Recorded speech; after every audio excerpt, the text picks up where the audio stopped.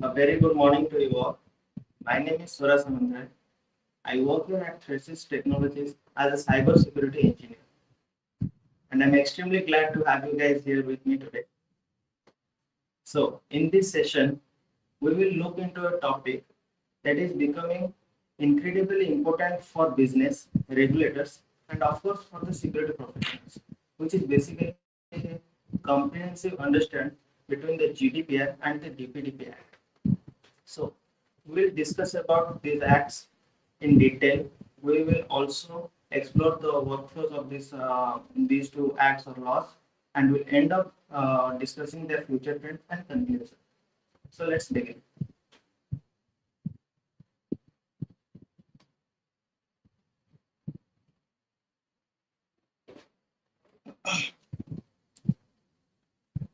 So in today's session, we will first understand what GDPR and DPDP are. Uh, we will also discuss their key principles and the rights of the individuals they basically uh, store, and we'll also discuss about the organization of obligations. We'll also look at the 2025 DPDP rollout updates, and finally we'll wrap up with future trends and what this laws means for the evolving privacy landscape.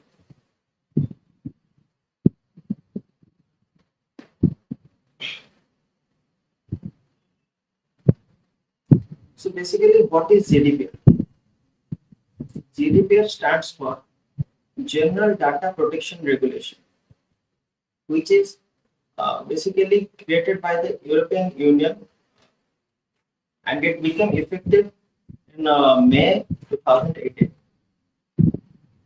Basically, GDPR focuses on the protection of the personal data of the individuals or the users that give their data to the organization and the organization that process their data. And it also ensures that the data should be securely and freely flow throughout the organization. GDPR applies within the European Unions, and it also applies beyond the European Unions. If any organization which is handling the data of European Union's resident should also must also abide the rules of the GDPR. Then GDPR is considered as the most strongest and influential global privacy law model because it gives a wide range of individual rights and a wide range of accountable requirements from the organization, and um, it also imposes fines in case of any violation of this laws.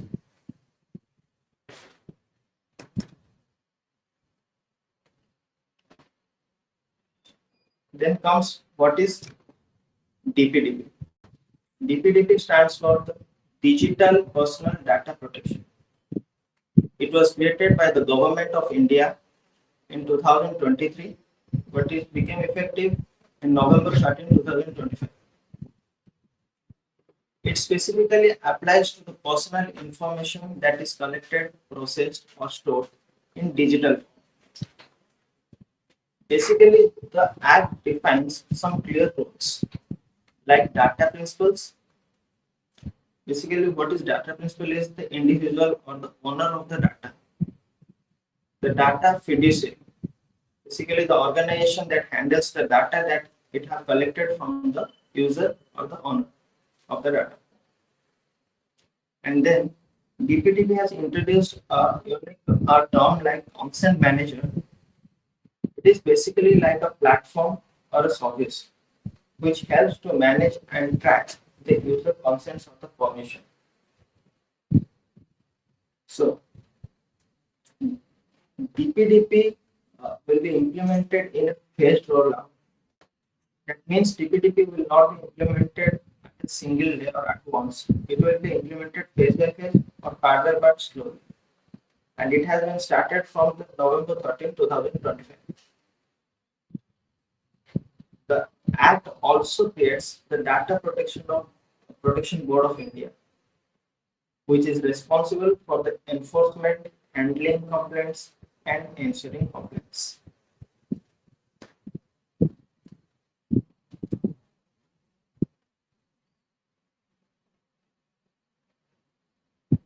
So now let's just discuss about the key principles of both the acts. First, the lawful basis. Both laws follow similar foundations, but with some differences in how they apply them. GDPR allows multiple lawful bases for processing personal data, such as consent, legal obligations, legitimate interests like contracts, and you can say that like the third party sharing with whom they are sharing the individual data and all. But DPDP mainly focuses on two things. It has it has been become simpler and more based on compliance. It, uh, it depends on two things. Like one is consent that the user or the individual must agree with, and one is purpose limitation. Like the organization should collect data on a clear basis of purpose for the task, and no extra or irrelevant data should be collected. And both in case of data minimization, both GDPR and DPDP supports data minimization, meaning organizations should collect only what is necessary and no extra or irrelevant data should be collected or stored or processed. Security safeguards are okay. The security safeguards are mandatory for both laws, requiring organization to protect data through appropriate technical and organizational measures. Again, the point comes transparency. GDPR holds strong transparency requirements, while DPDP primarily lies on clear notice to inform users. Finally, both laws expect high accountability from organization, meaning they must be able to demonstrate compliance and take responsibilities for protecting personal data.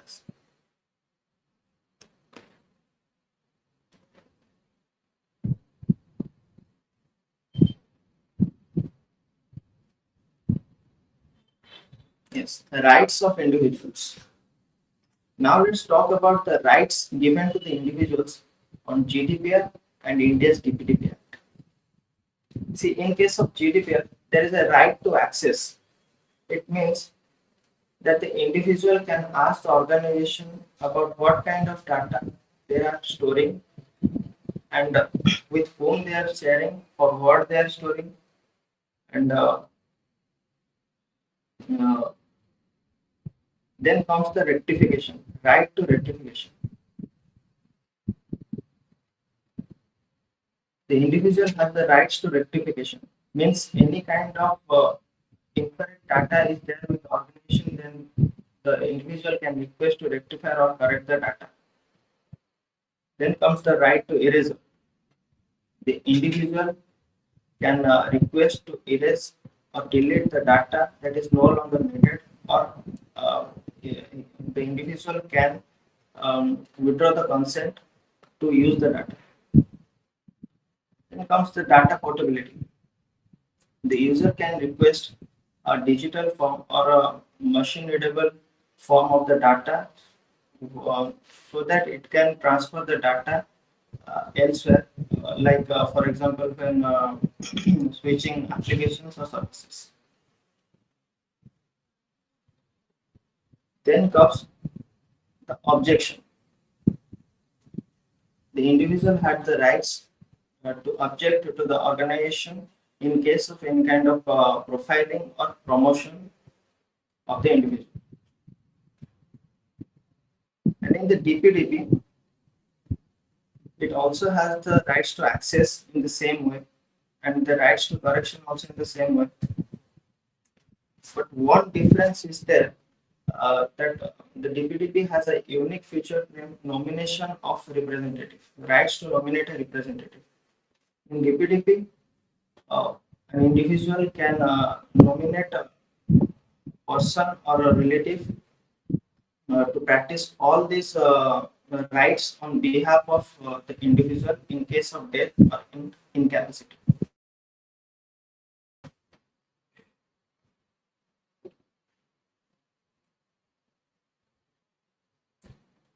Then comes the organization obligations.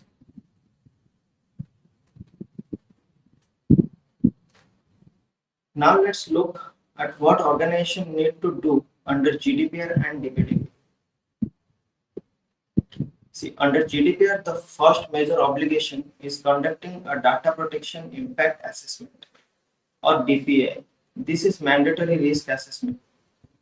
Whenever an organization processes data that could significantly impact individual, they need to perform a data protection impact assessment.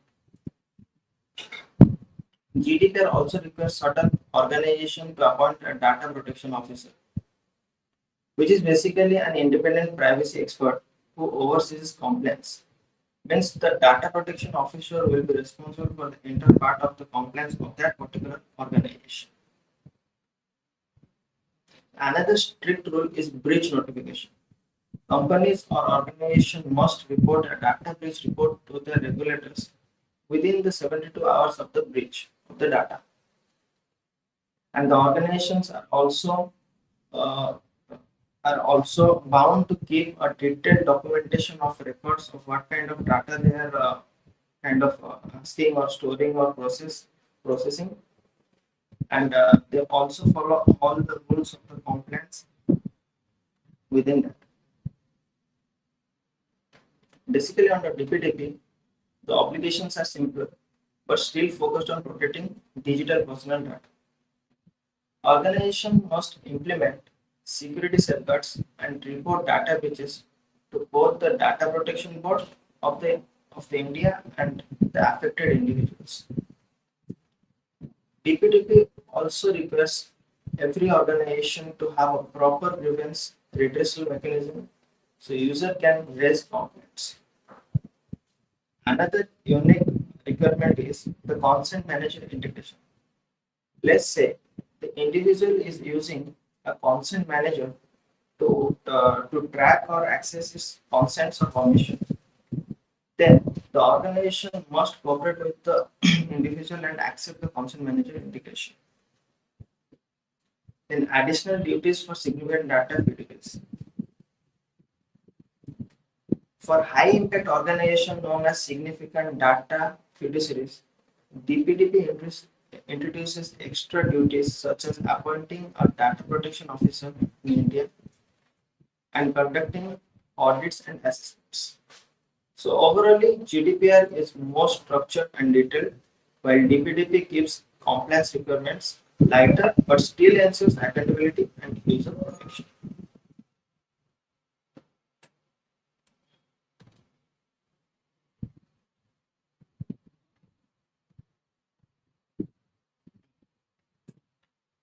Coming to the enforcement and penalties. So we'll discuss about what are the penalties that will be imposed by the organizations or to the organizations if any of them violates the law. In GDPR, the fines will be imposed to 20 million euros or the 4% of the company's global revenue. So whichever will be higher will be imposed. And in case of enforcement penalties, in case of enforcement, yes, in GDPR, see, the European Union's is made up of is made up of many countries. So each state has its own data protection board, and all the data protection board is centrally controlled by a single authority, that is European Data Control Board. In case of DPDP, the monetary penalties are same, but are slightly slim, but uh, it does not applies the penalties like GDPR. It applies the penalties on the basis of the severity and the type of the breach or the violation of the law, and it is centrally controlled by the Data Control Board of India, and the penalties are also activated under the 2025 rollout.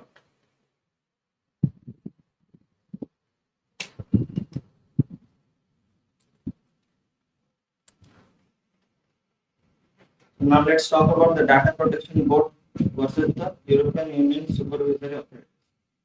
As we discussed previously, so each in case of European Unions, each member state has a DPA, Data Protection Authority, and all the data protection authority across the European Unions will be coordinated by the EDPP, which is European Data Protection Board.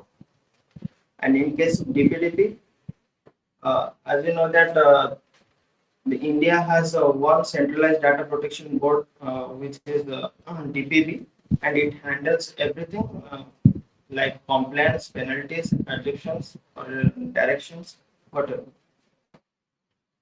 And one important thing is that the Data Protection Board of India, and the DPDP is is digitally by design. Means from the first the organization should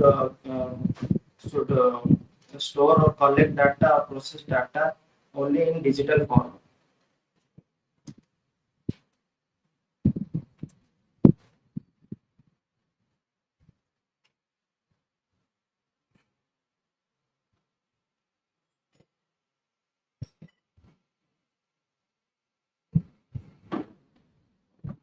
So basically,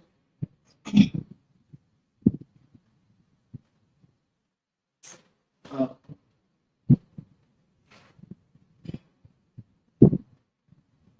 now we'll discuss about a timeline a timeline that brought an update in the DPDP in India.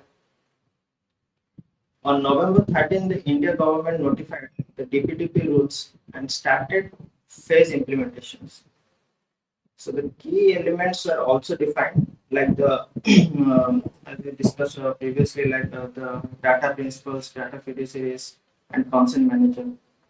Also, the Data Protection Board of India was also set up, and the penalty structures are already activated.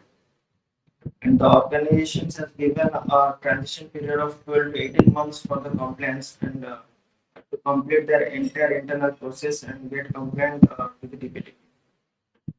Apart from that, the DPDP board, as the DPP board is fully operational and receiving complaints.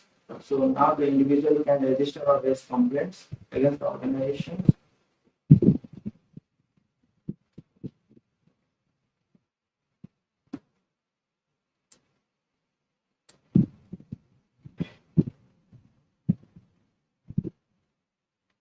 Now just talk about the difference between the GDPR and DPDP. The major differences, like scope. GDPR has a wide range of scope as it covers both digital and physical records of personal data, while DPDP only covers the digital personal data. And also, uh, we can say that GDPR supports multiple lawful bases. As a result, the organization gets a wide range of lawful bases to choose one appropriate law. Then DPDP relies only on consent. GDPR has strict cross-border rules, and it also allows cross-border transfer of the data, while DPDP introduced consent managers and concept of significant data fiduciaries. GDPR, of course, broader right compared to the DPDP, but one unique difference that DPDP has is in their rights is the right to nominate right to nominate a right to nominate a representative.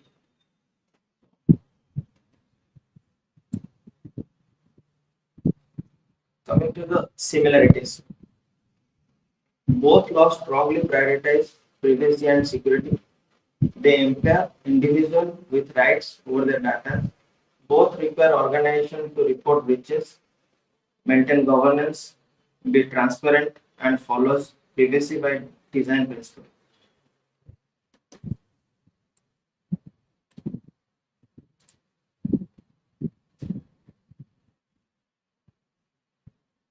Okay, now coming to the impact on businesses.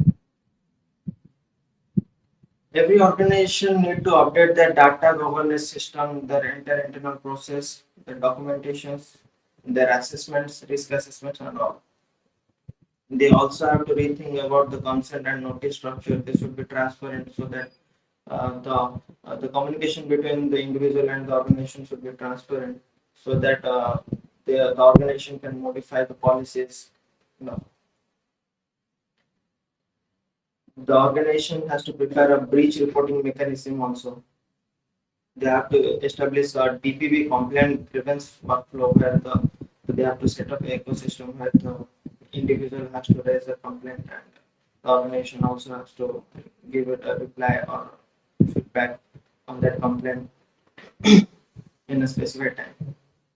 They must reconsider cross-border data movement strategies for global companies, ensure compliance with both GDPR and DPDP.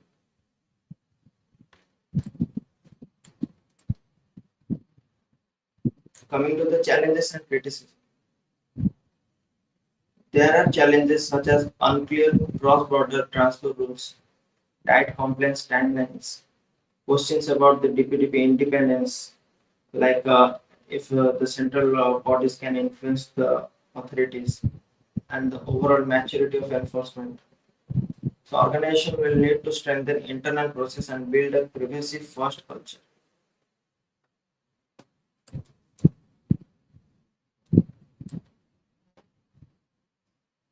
So basically, we'll now discuss the future trends and conclusion. DPDP will evolve as new areas like AI and children privacy and localization guidelines are refined.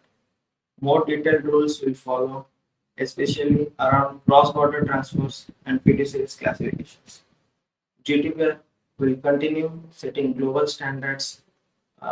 DPDP marks a major change in India's privacy landscape, and at the end, understanding both laws helps organizations plan better and stay compliant.